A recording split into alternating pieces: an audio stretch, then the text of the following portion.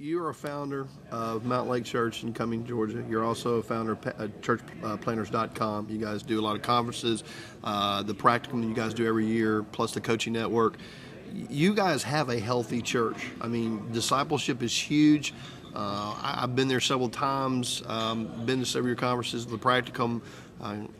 I've seen the help. How much of your experiences in helping to lead Mountain Lake played into this book as far as the way in which y'all do discipleship and y'all look at church health? Hey, great question. I worked with a church planning organization for years and did have the opportunity with Sean Lovejoy to be an intricate part of birthing this church. And frankly, what I've discovered about Mountain Lake Church has been a laboratory. Right. I mean, right. Early on, I was hands-on church planner, living it out. That's where most of these thoughts about discipleships and learning about discipleships came from. But frankly, over the years, I was out of touch. And so being in that context, and let me just say this, Sean and I had these conversations today. We're not satisfied. We want to make better disciples for Jesus Christ. So I think we do have a healthy church.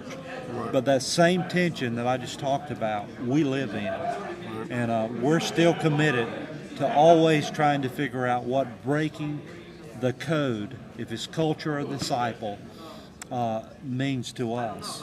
And frankly, that may change from generation to generation, culture to culture. You know. As a leader, as an author, as a writer, what are you reading right now? What's impacting your life at the moment?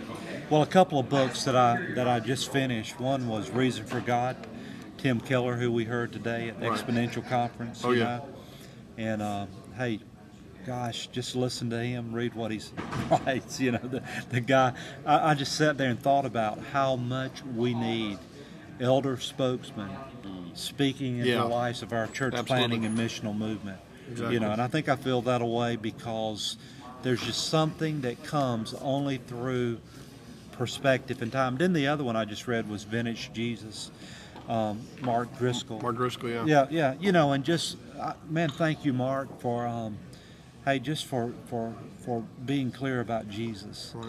You know, and so what I'm trying to do right now is go back and read a lot of the, great classics and just words on Christ. I'm getting ready to write another book that'll come out probably next October, and it's going to take Discipleship Code to the next level. I'm not even sure. We're talking about titles like Simply Jesus, Detox for the Over-Religious, those kinds of things. Right. But that's the concept. And it'll be a journey that really invites people into that process. Right. And helps them to, what I feel like is the mission that God's given me is to help begin with myself, but then help others rediscover the centrality and simplicity of Jesus and His ways. All right. Well, again, man, the book right there is Breaking the Discipleship Code, and excellent book. By the way, I don't know if I can see that, man. How come is it that Stetzer writes like maybe 3 pages of this book, and you write the rest, man? And yet his name is almost as big on the jacket as yours is, man. Does this bother you? I mean, I feel like there's a lack of integrity. I think there's a conspiracy here. Hey, obviously, it's a Brahman Holman thing, so Frankly, I'm hacked off. I understand. Okay? I understand, man. No, let me just read it.